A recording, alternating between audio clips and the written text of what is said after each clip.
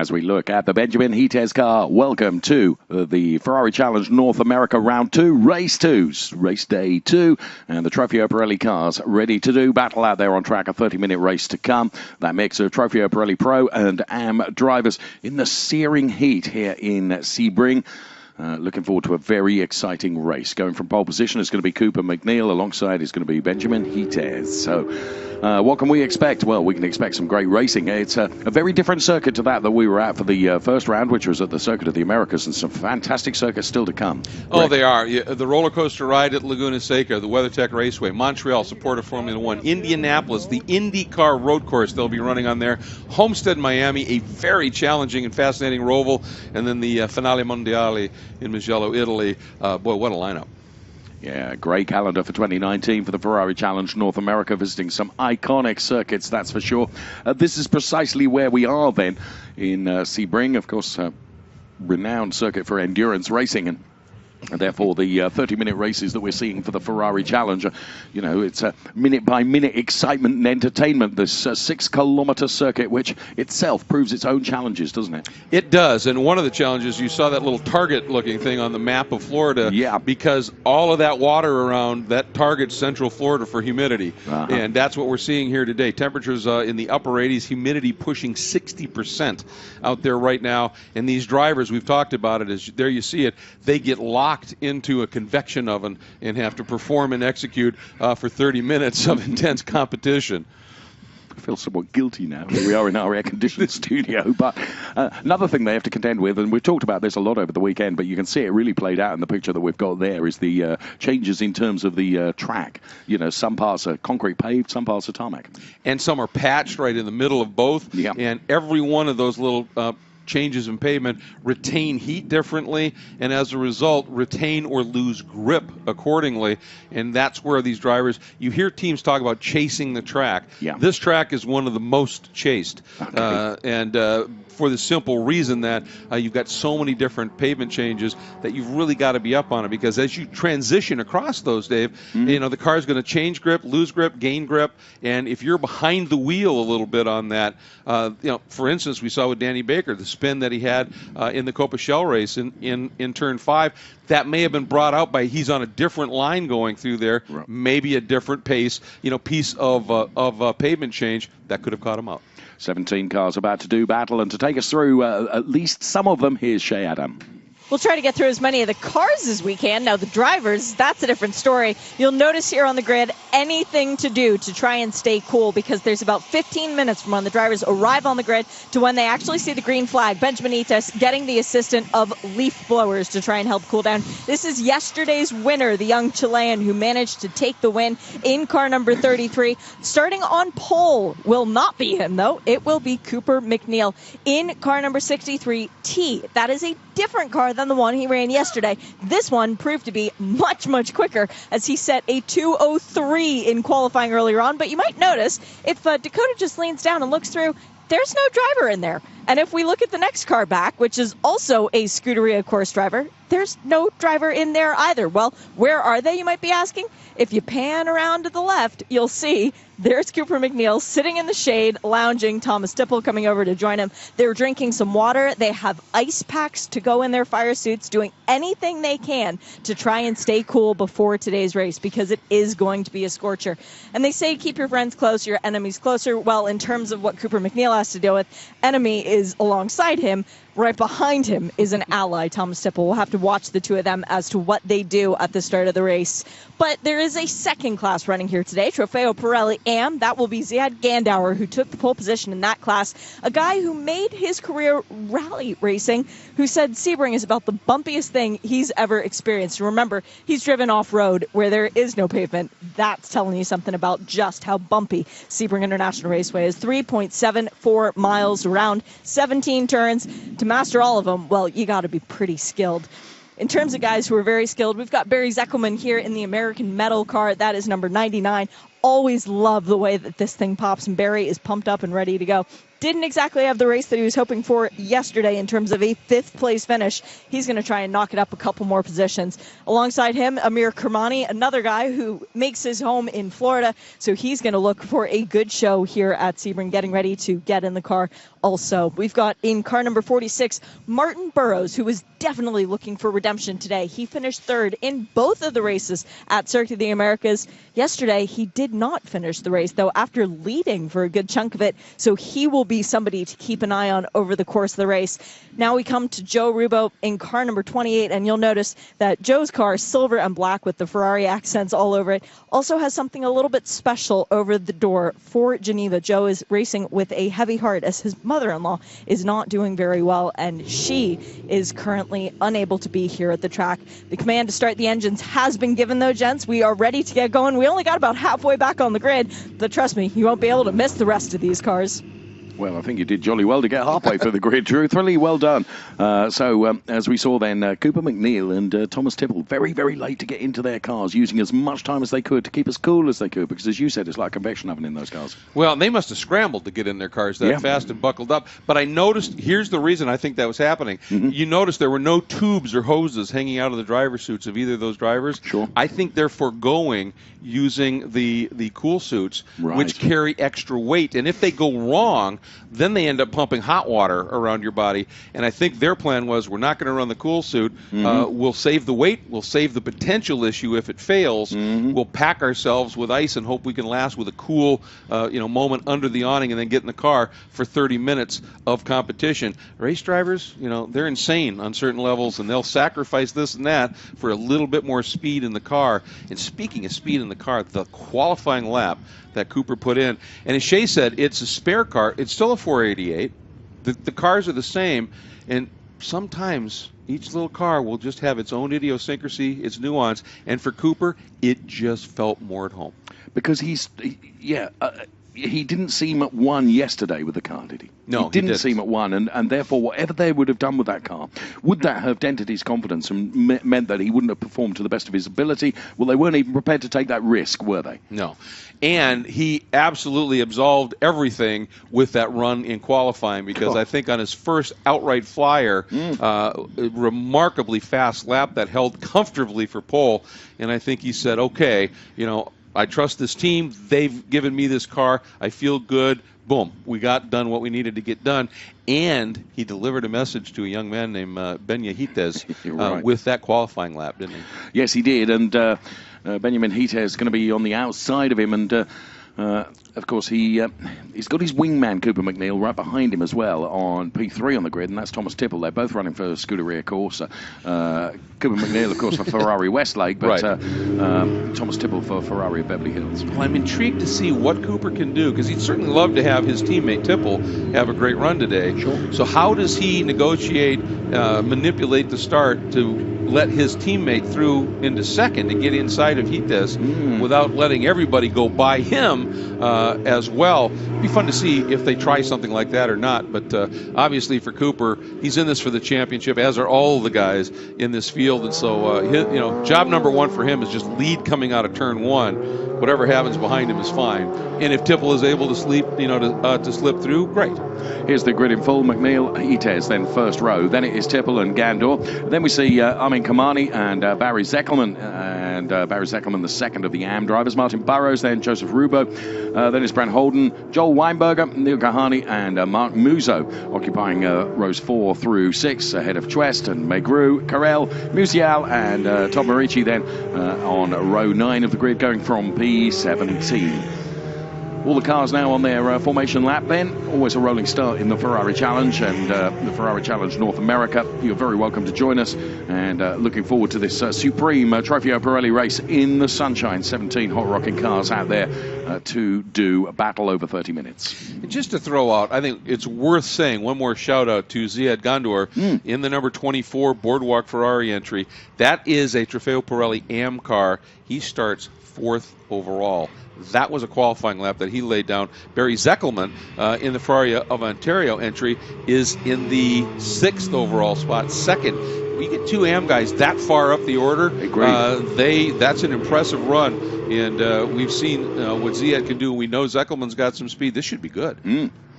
Yeah, it's very, very... I mean, actually, the margin between the Trofeo Pirelli Pro drivers and some of the AM drivers is minuscule, isn't it? And I think you and I were both really, really impressed with Gandor's qualifying earlier.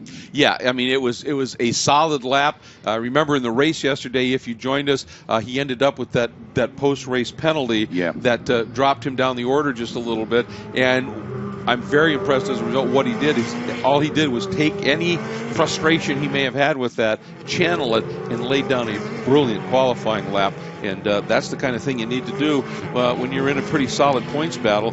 He came in here leading by 5, but again, with that issue yesterday, Eckerman had a good run, so he did what he needed to do, and he did it way up at the sharp end of the grid. That's impressive. And isn't it interesting how some of these racing drivers, they're able to take negativity and turn it into a positive by being a positive motivation. And that was proved from yesterday to his qualifying today, and indeed his grid position is going from P4 on the grid. A classic example of that this weekend was the race that just unfolded before this with Issa. Yeah. Had that wreck in the first lap yesterday, didn't finish, promptly went out, put the car in pole, and one going away. That is how you need to channel. If you let it get to you, if you let it fester, then you're going to be struggling a little bit. If you just say, all right, I'm just going to put my head down, we're going to solve this, we're going to go after it, and I know what I need to do. The team has certainly given me the right car to do it in. Let's execute. Now, presumably, we have here around about 1:45 local time. The track is probably going to be at about its hottest now. Yep, sun is at its highest in the sky, so it's just directly beating down on the track. A lot of Pirelli rubber down on the track, which is a good thing, but when it gets really hot, it'll get a little greasy, and that just happens. And again, you just need to be on top of that. You need to have your coach working with you saying, look, you're going to get to these different spots in this track. Grip's going to be different than it was this morning. You raced it yesterday. You've got an understanding of it. Remember that and use it. Cooper McNeil and Benjamin Hites here are both champing at the bit behind the safety car, aren't they? What they're doing actually is they're accelerating, then braking, because what's critical is to try and generate some temperature into those brakes, which dissipates the heat out into the tyres. Even as hot as it is, the tyres, until you're racing, are not up to operating temperature, are they? No, not even close. The temperatures that these tires operate at, much warmer than the weather today. The brakes even more so to be truly effective.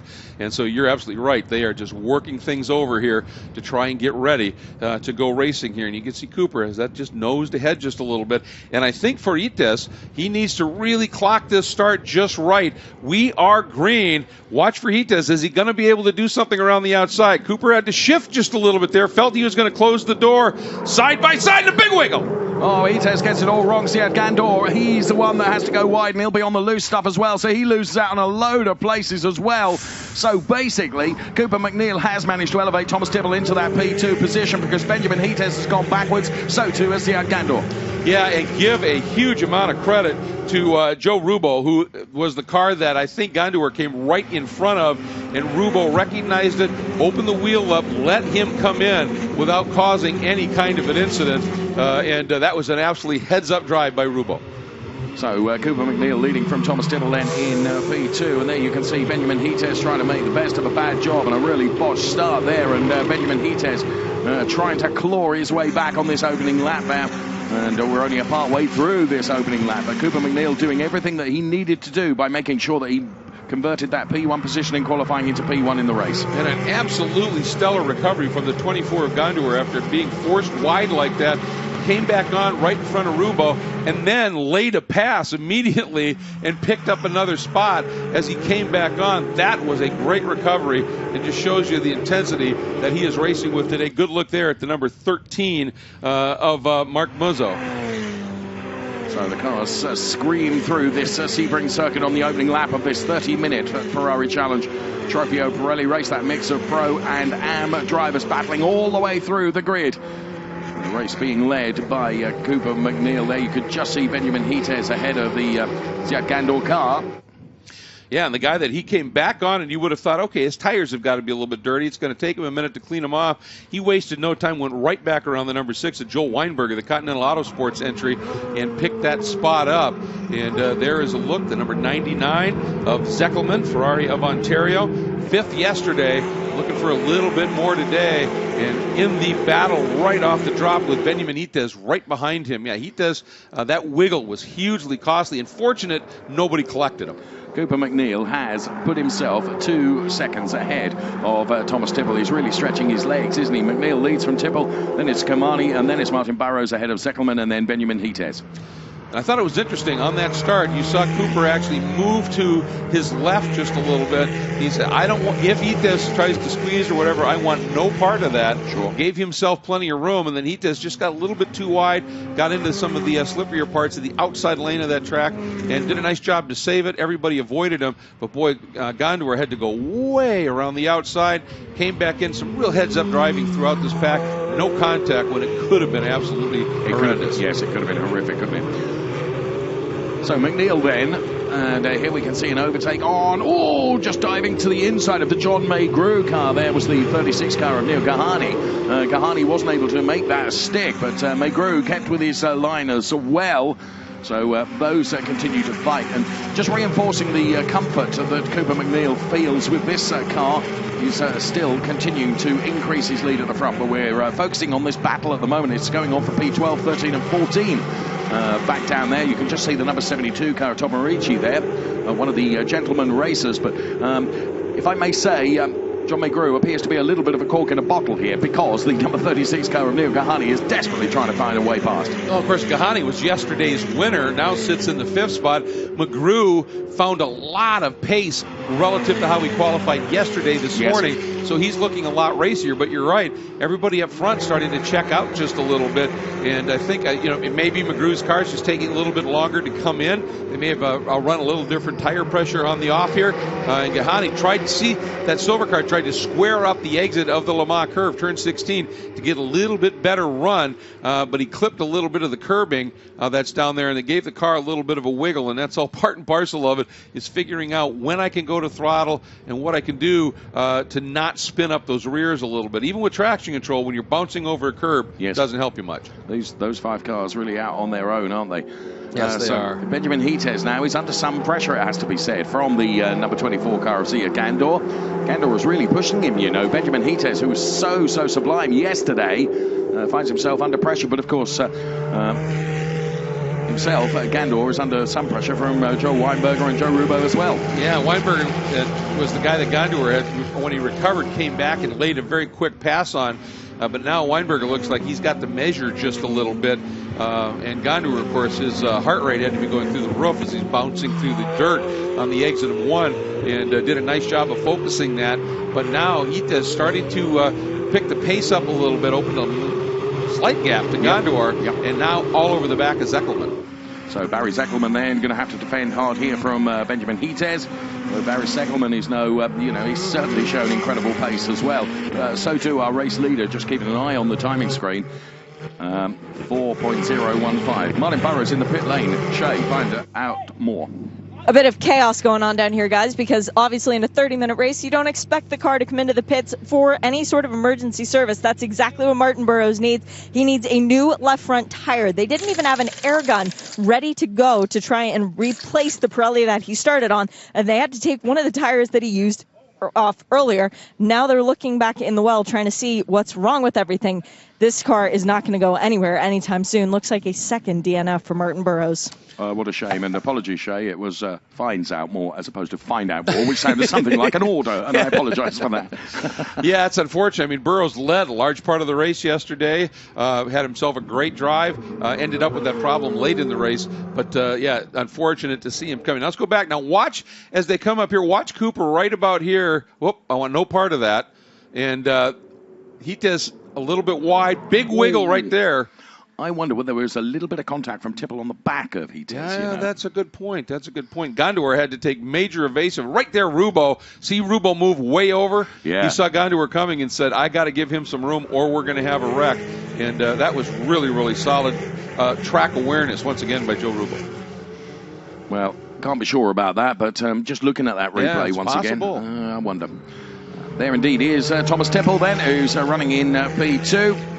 Some 6.3 seconds down on the race leader now. Cooper McNeil has checked out and is ordering a milkshake already. Yeah, Cooper, he had an absolute mission today. Was after what happened yesterday, he said, we got to put this right, and he's doing just that. And quietly, the yellow car that sits third, great run by Kahani in the number 17, the collection entry, having a strong run as well. Here's Itez again attacking on Zeckelman. This would be for fourth overall as Zeckelman leads now in the Pro-Am category. Really impressed with Zeckelman here. Yes. He's not bowing to the pressure of Benjamin Hitez behind him, is he? Zeckelman, of course, has got the benefit of having Hitez between himself and Ziad Gandor, who's running second in the AM class, who's got a nice little cushion there, hasn't he? Yes, he does.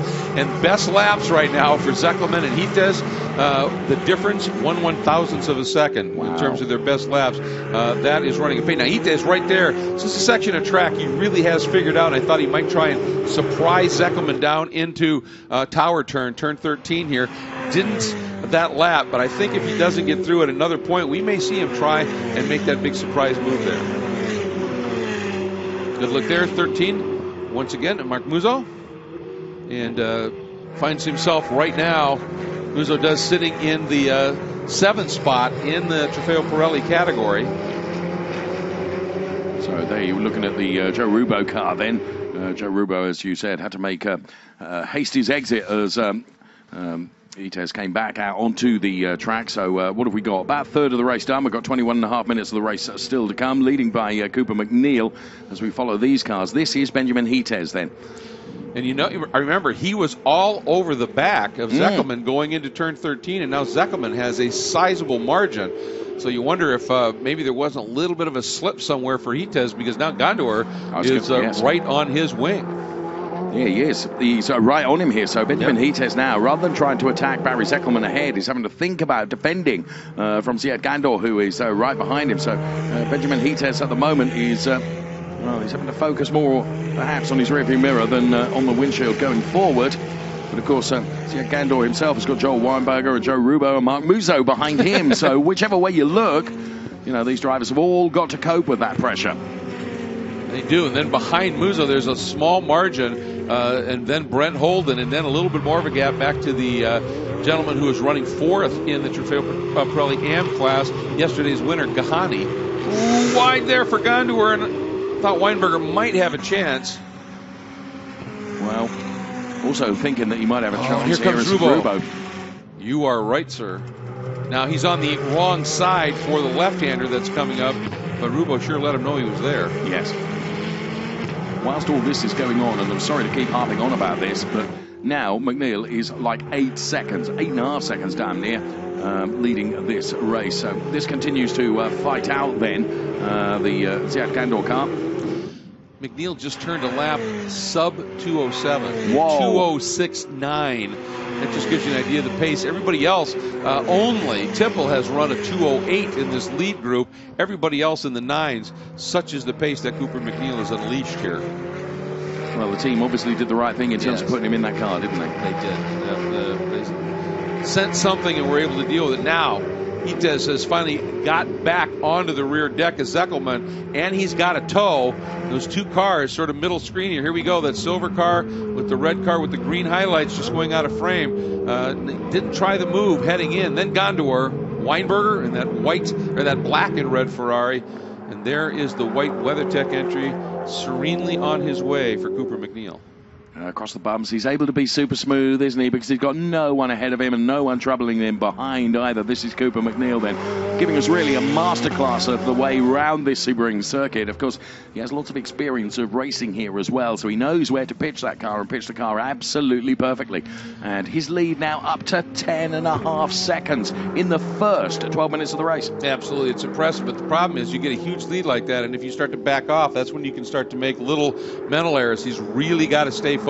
I'm quite sure that Alessandro Balzan, his coach in the headset, is really keeping him focused at this stage. Meanwhile, dropping back to this battle, that's the white Ferrari of John McGrew, as he just floated a little wide for a moment there, running right in front. And McGrew in the Ferrari of Long Island entry in front of Dave Musial in the Ferrari Lake Forest car, that multicolored car.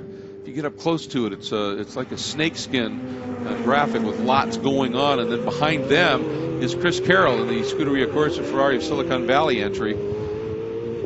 this is the battle right now for 6th in the AM class, 13th overall. So Musial continuing to push John Maygrew here. Maygrew not pandering to the pressure, though, at the moment, and Dave's going to have to find a way round. This is P2 and P3 that we can see as Thomas Tipple goes through our shot now. And P3 is Kahani then for the collection.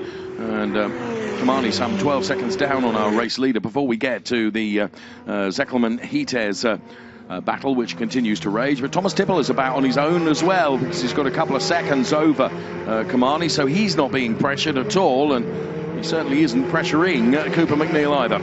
Well, for Tipple, with the exception that it's for second as opposed to the lead, this is kind of comfortable for him with nobody in front of him, because he had a streak of 10 straight wins on his way to the Copa Shell Championship last year. He had a lot of clear track in front of him on frequent occasions.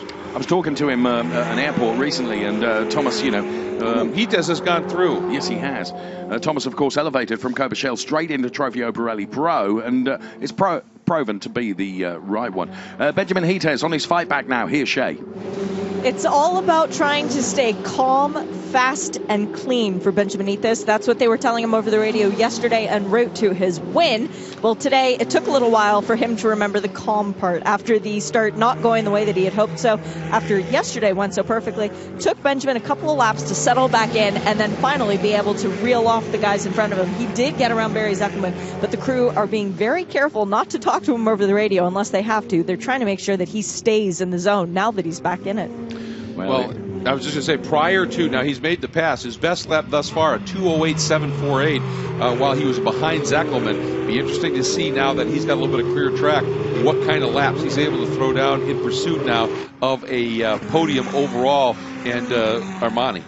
Well, it just looks now that he has got past Eckerman, and he took too long to do that, truthfully, didn't he? But now he has got past. He's put 5 or 6 car lengths on Eckerman, hasn't he? So he's got the pace. And, now he's, of course, chasing after those cars of Kahani and Tipple. This is the part of the track that he is so quick in. He does open a spin by Weinberger.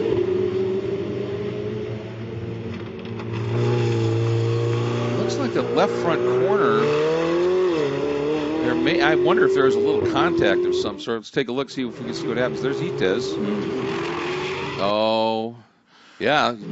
I don't know whether he got tipped, but he certainly went around. Roubo then being called out because Mark Musso was able to go through, wasn't he? He was. That's twice Roubo's had to take evasive action, isn't it? And this time it a dead stop, and that's the problem, because then to get going again, you can have a stream of cars go through here.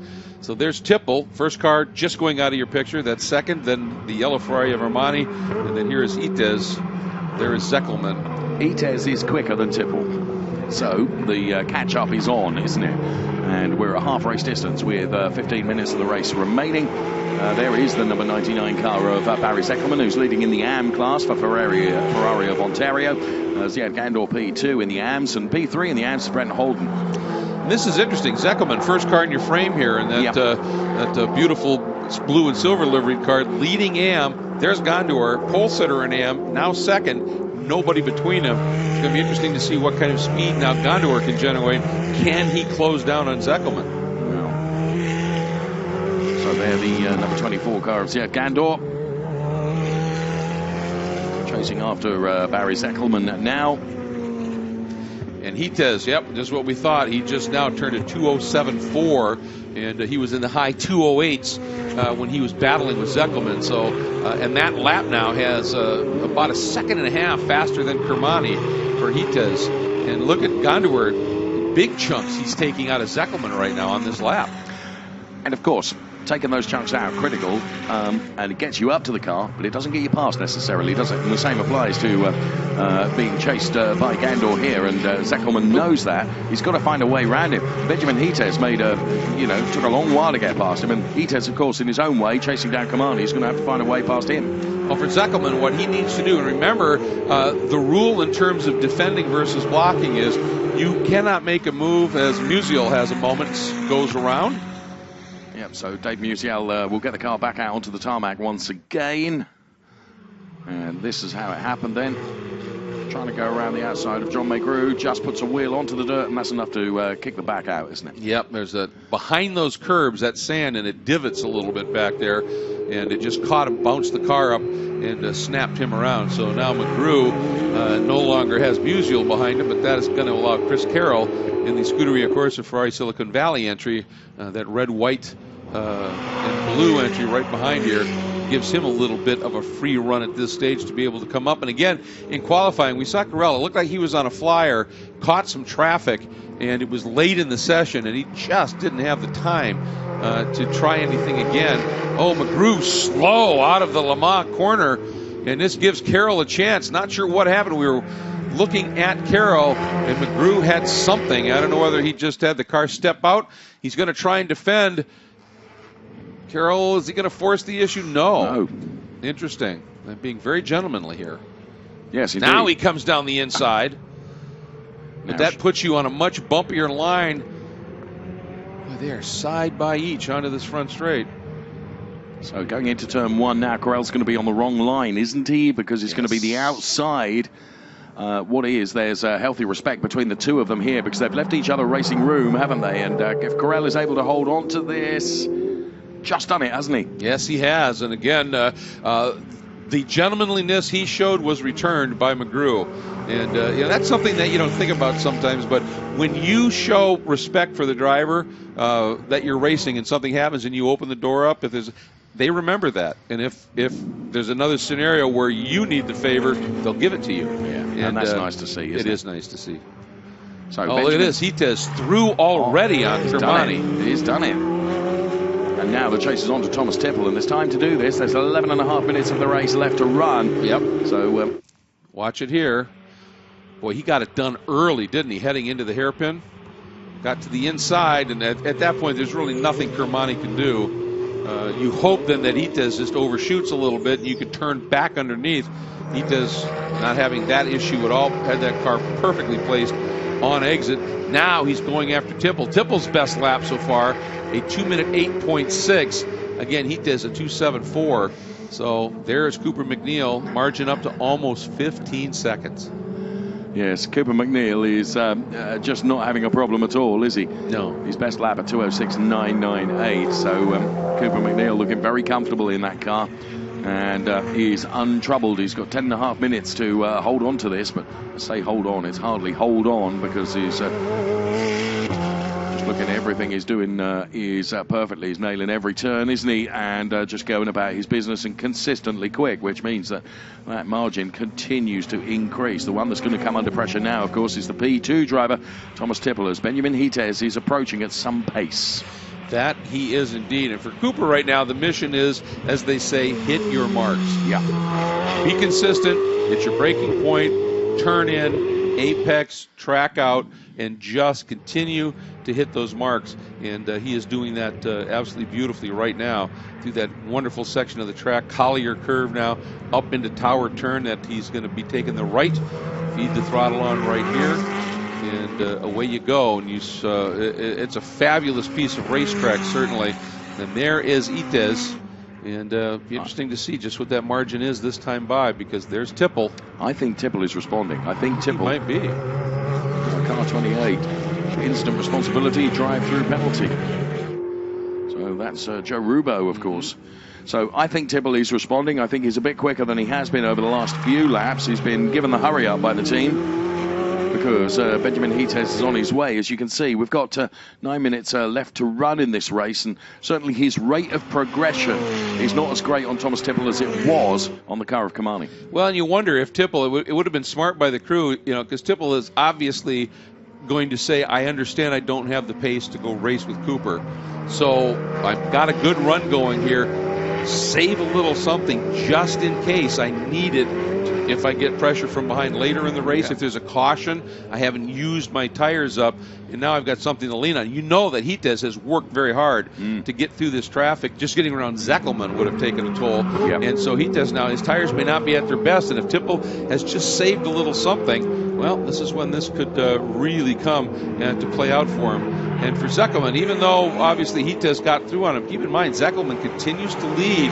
the Trofeo Pirelli AM category, but that red Ferrari that is closing up is Gondor second, and he was the man that was on pole. And, you know, Brent Holden, I have to point out, silver car just popped into the back of the frame, doing what he did yesterday. Didn't have a great qualifying run, brilliant race. Holden has worked his way, quietly gone by Marici, Kahani, and now sits third in AM. It's interesting, isn't it? Some drivers who you can nail things in qualifying, and then there are other drivers that actually their very, very best skills are in the race. It's that racecraft, isn't it? Yep. Sometimes drivers, they just, you know, and in a short 15-minute qualifying session, and if you don't have a clear track at the absolute right moment, sometimes you just can't figure out how to get that quick lap laid down. It leaves you more work in the race. But there are those drivers that are up to that challenge and are able to make those passes, and I think Holden is certainly one of them. There's another look here at the number 13 of Musso, who has worked his way now up into 5th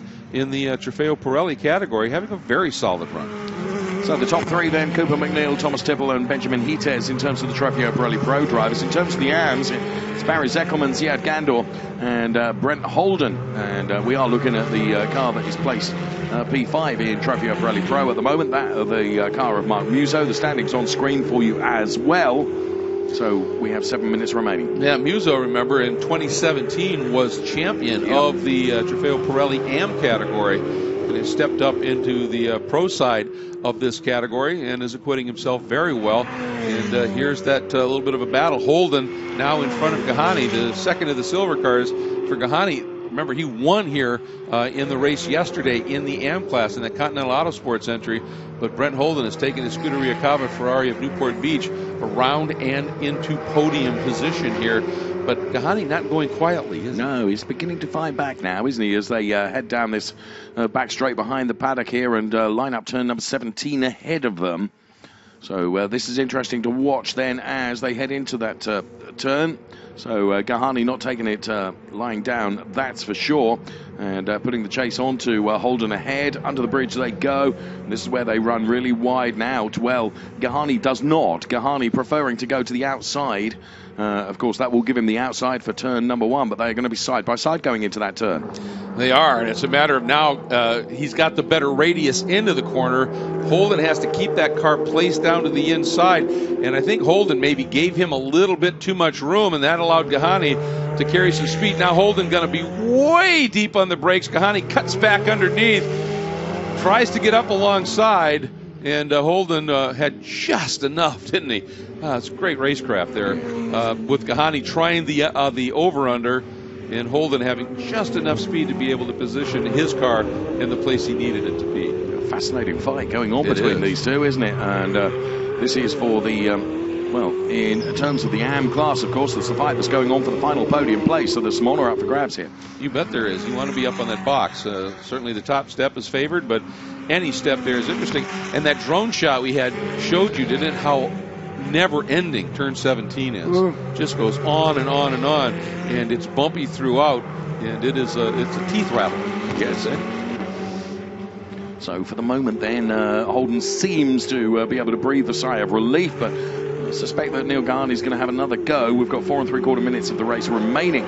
This is the Ferrari Challenge North America Trofeo Pirelli Race 2. The mix of pro and AM drivers. Now he's reeling him in once again, isn't he? Yes, he is. And Holden, he's been in this scenario before. He's done professional racing in the Pirelli World Challenge on occasion. He's done some racing in IMSA as well. So he's got some racecraft that is developed from racing outside of Ferrari Challenge as well as, I should say, his time here. But he's going to need every ounce of that experience right now because Kahani just looks like he is going to be absolutely relentless to the finish. So here comes Kahani again. Not as close this time around, I don't think, as he was last time, as he's chasing down that Brent Holden car. So through this, as you say, never-ending turn number 17, as they almost have to hang on to the bumps, don't they, as the car jumps up and down. So that time Holden on the entry, he ran a little bit wide. The car just skated on him a little bit. That took him off of his normal line, and he hit that huge bump. And it really unsettled the car. He was able to hang on to it. And I thought Kahani might be able to just square up like he did the last lap on the exit, but wasn't quite able to get it done. But again, Kahani hunting, looking for any way he can to get through. And look, I think Gondor may have gone through on Eckerman and picked up the lead in the AM category. He did. Yes. Absolutely right. And now he's escaped up the road, hasn't he? He has. He has. There's Muzzo, 5th in the pro category. Yep, and here we go. So Gondor, great recovery drive. Just kept his head down, done what he needed to do, and set fast lap in the AM class in his chase of Zeckelman at a 2-minute 8.553. That's a very quick lap. And when you consider that Tipple in the pro category at 2:08.1, so to be within 4/10 of that. Yes. You know, I mean, Cooper, we have to just kind of talk about a little differently. He has got it dialed today. No question about that. So here what's the margin? You know, the margin between Hites and Tipple now, though, is down to about a second. Right. And we've got this lap and another one yet to go, so I don't think this one is settled by any margin. I think you're probably right. Looking at Ziad Gandor, the Boardwalk Ferrari driver then, who has managed to put himself ahead of Barry Eckerman. So it's P1 and P2 in the AMS. P3 in the AMS is with Brent Holden at the moment, but of course he's having to hold off Neil Kahani, who's looking very lively as well. And right in the middle there on his own is the yellow and blue car of Mark Musso, isn't he? He's kind of on his Exactly. own, out of class. He's a Trofeo Pirelli Pro driver. So a couple of stout battles going on here. There comes Muzzo, then Holden and Gahani. But here's the battle for second in terms of the overall and the pro category. Hites on Tipple. And I really think what we were talking about earlier is, again, Gahani, we go back to this one, looked inside, now flowing outside, trying to figure out any way he can to get by Holden. And not happening yet. But I think Tipple he saved a little bit of tire. Yeah. And it may just be what he needed to fend off Hites here in the ladder going. Now Gahani squares up underneath at the exit of 1, but hit that bump way to the inside of the track. You can see, and Holden overshoots big time here. But again, Gahani's just not quite close enough to be able to take advantage of that. Extraordinary, isn't it? These two really have been at it tooth and nail for lap after lap after lap. I mean, the physical demands inside those cars with the temperature as well. Yep. Fair play to both of them, because they've provided some really intense battles for us to enjoy. And you can't help but feel that Kahani must be feeling utterly frustrated. He's tried everything. He's tried to pitch that car. He's tried to unsettle Holden. None of it has worked yet. No, and Holden just a little wide. The car stepped out a little bit coming through turn 5, and you would have thought Gahani had a shot at it. And Brent Holden, that experience we were talking about, came through Big Bend and kept that car about mid-track. And that just absolutely blunted Gahani being able to do much with it. But he's not going to give up here, as we have 30 seconds left in this race. And it comes down to Cooper McNeil. Where is he on this track? And Hites, boy, he got a nice run there. He opened it up just a little bit through turn 16. See if he's got enough here. And I think Tipple, the tires are just a little bit better for Tipple, and that may just be the tipping point. So there you have Benjamin Hites tracking Thomas Tipple, trying to find a way past.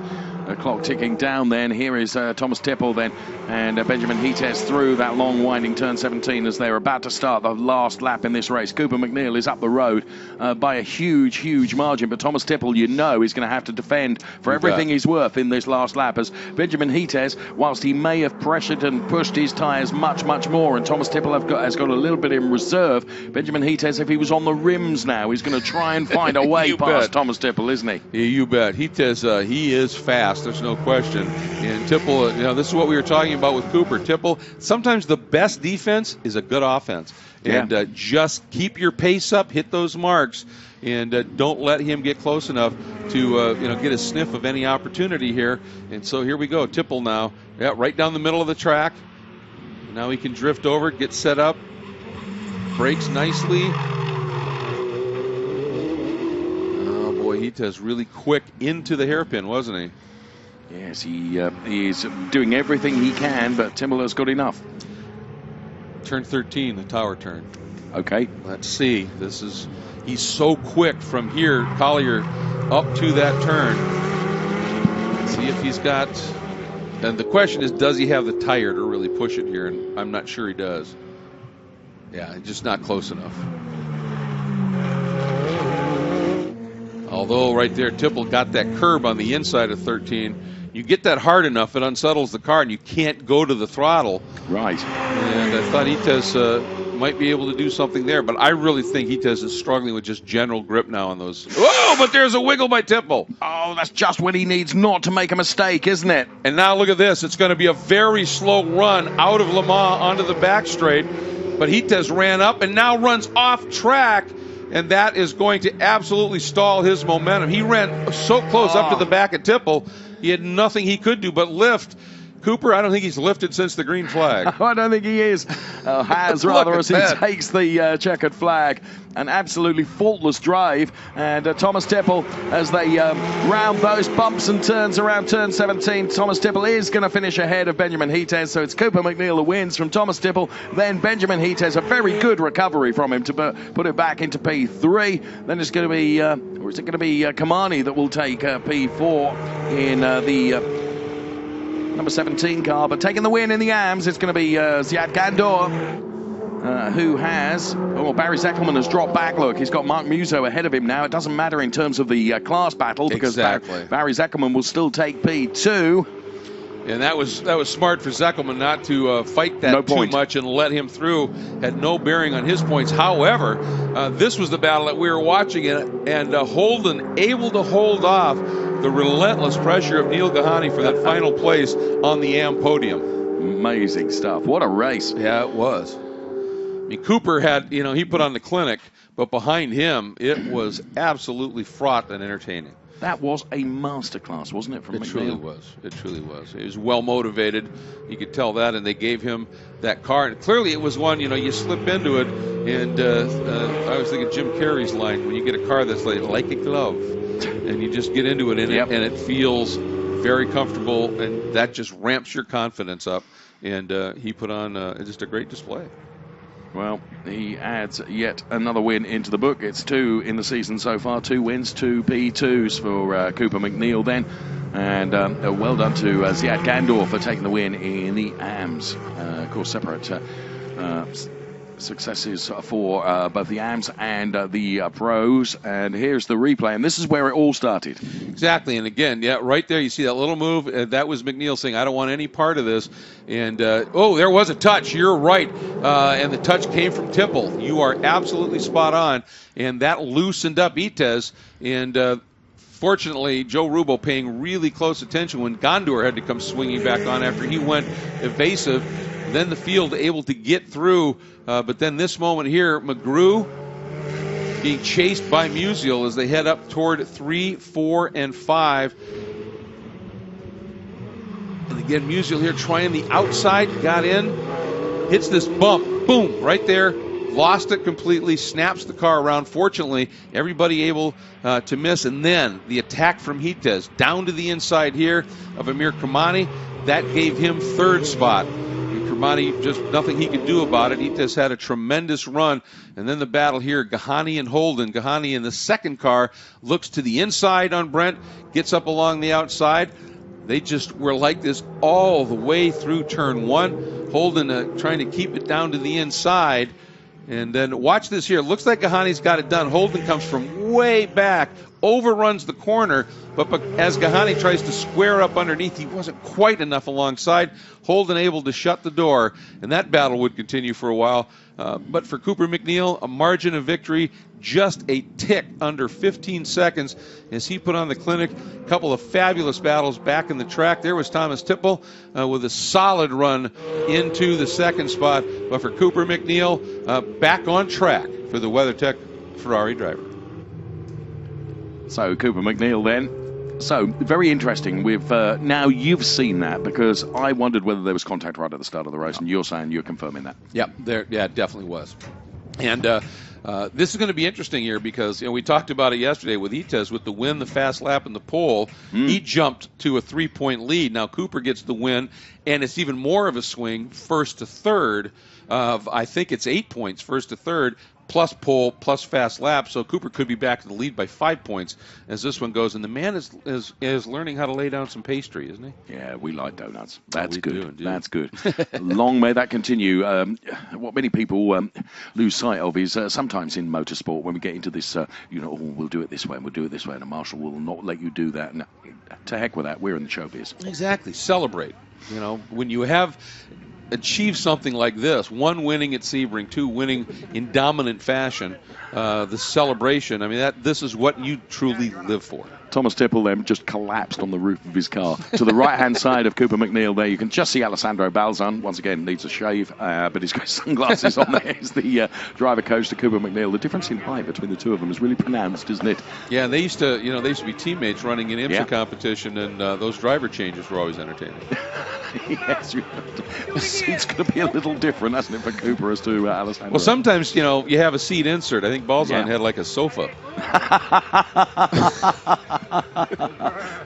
Yes. So Cooper McNeil down there celebrating a truly dominant performance here at Sebring. No question about that. And again, the recognition by the team that Cooper was not comfortable or happy in the car that he had yesterday. Got the T car out, put a setup on it, and nailed it. And Cooper, that first flyer in qualifying, the message was delivered there with the pace that he had in that. And it was like, okay, is he going to translate that into the race? Without doubt. Yeah.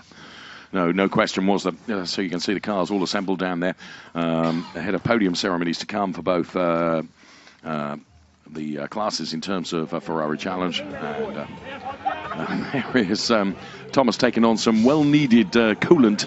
And Cooper McNeil then, baseball cap about to be donned. And congratulations being offered all around. And he did put on a great fight back, ended up second fast lap in the race, and only half a second off of Cooper's best. So once Hitez got freed up a little bit, he showed speed. Thing is, he just used too much tire, probably too much brake in the car at that stage. And Tipple had managed things beautifully, knew he wasn't going to run with Cooper. So made sure he had a little something left in the quiver for the battle at the end, and I think that made the difference. I mean, at the end, I think there was 6/10 between Tipple and Benjamin Hitez. So, exactly. That's how close it was. Yeah, very, very solid. And then Gondor, after that moment early in the race when he was bounding through the dirt, the outside of turn one to come back from that pole position and win it. Zeckelman, a great battle, right in the hunt with a lot of the pro category cars, hangs on for second, and then the Holden Kahani battle for that final podium spot was epic as well. Yes, a lot's going on during the course of that race. Very enjoyable it was. So Trofeo Pirelli. And, of course, from now, we go off to the next race, which is going to be at the Laguna Seca circuit, 10th to the 12th of May. And that, of course, something very special because it's going to become, because it will be one of the Ferrari Racing Days events as well. So it's going to be something very special. Laguna Seca, what can I look forward to there? The Monterey Peninsula, just in general, it is absolutely stunning. Food. Seafood, I like seafood out there is absolutely spectacular, and the track itself is one of the great challenges in North America. The corkscrew, my friend, the corkscrew, good stuff. Cooper McNeil takes the win from Thomas Tipple, then Benjamin Hitez, then it was Kahani, Mark Musso, Joel Weinberger, Joseph Roubo, Martin Burrows, and Ross Chwest, then rounding out the top 9 in the Trofeo Pirelli Pro classification. We'll take a look at the AM classification as well. But before we do that, let's hear from Cooper McNeil, victorious. Well, Cooper, it took you a little bit longer to get into the victory circle area. I think you got lost out there, right? You had to do a couple of U-turns? Yeah, Sunday Victory Donuts is what it's all about. But big hats off to our Scuderia Corsa WeatherTech guys for working their butts off in 90-degree weather all weekend and turning a car that was struggling big yesterday, down 6 to 8 miles an hour everywhere, to being quick, and it's what it took to be here and be on the top step of the podium here at Sebring. And I've had 5 races at Sebring this year, and I've been on the podium all 5 times, so I'm pretty happy about that. That's a pretty good record. We should move all the races to Sebring then. What does it mean to you, though? Scuderia, of course, not 1 but 2 cars with the top 2 steps of the podium, and your dad here as well. Yeah, to have Thomas with me up there, 1-2 for the team is fantastic, especially considering where he came from last year, first year racing in his entire life. So to be up there dicing with me and to finish ahead of Ben Heitz, who's quick, and a bunch of other guys who are quick as well, it's big hats off to Thomas, and we can only go up from here. So big party tonight, well earned. Congratulations, Cooper. Thanks, Jay. Yeah, well earned indeed. And again, rightful tribute to the team. Yes. We talked about it before, the unsung heroes. Yep. These crews, as he said, in these temperatures, they're under that awning and just working away. And so here's the points. Oh, I got it wrong. It was 6 or 7 instead of 5. So I was off a little bit. But boy, we're just seeing that just changing every race. Who's leading in the points. This is going to be a great battle for the rest of the year, I think. Indeed. So 78 points for Cooper McNeil, Benjamin Hites on 71, and Thomas Tipple on 47, the top 3 in the points there. And there you can see Murray Rothlander and John Boyd bringing up the back end of the Drivers' Championship table. A lot more racing still to come, though. Let's take a look at the results for the AM classification in terms of Trofeo Pirelli as well. Ziad Gandor then taking the win ahead of Barry Eckerman and Brendan Holden. Then it was Neil Kahani, Tal Marici, Chris Carell, Dave Musial, and John Megru rounding out the top 8 in the Trofeo Pirelli AM classification. Yeah, and they put on a great battle. I mean, Zeckelman sort of had things covered for a while. Then Gandor at that great comeback drive, the battle for third. And Holden ends up third in the points after that battle. Gandor and Zeckelman, 20 points separating them. But from Zeckelman, only 5 back to Holden, then 3 back to Marici. Kahani right in the mix. So some great championship battling here as well. And let's go back down to the podium area with Shay now. Have to talk to the AM category winners yet. It's been a perfect day for you as far as it was concerned. Pole to win. Was it that easy, though, behind the wheel? Oh, absolutely not. I mean, we had pole. It was great. The start, 2 guys in front of us touched. I had to go wide. I let in like 5 cars, and then I had to go back, catch one after the other to make it back. It was really hard, but it was great. Very hot, extremely hot. Well, now you've earned some nice champagne. Congratulations here, and we'll see you at the next one. Thank you. Thanks. Take care. Well, you love those dominant wins, Dave. It's easy, it's comfortable. But I think the more satisfying ones are the ones where you've had some issue and you pick a car off, and suddenly you're back in the lead and you get the win. That's satisfying. That's racing. So next event then, Laguna Seca. And so looking forward to that. Another different circuit. Ferrari Challenge North America continues. Bye-bye for now.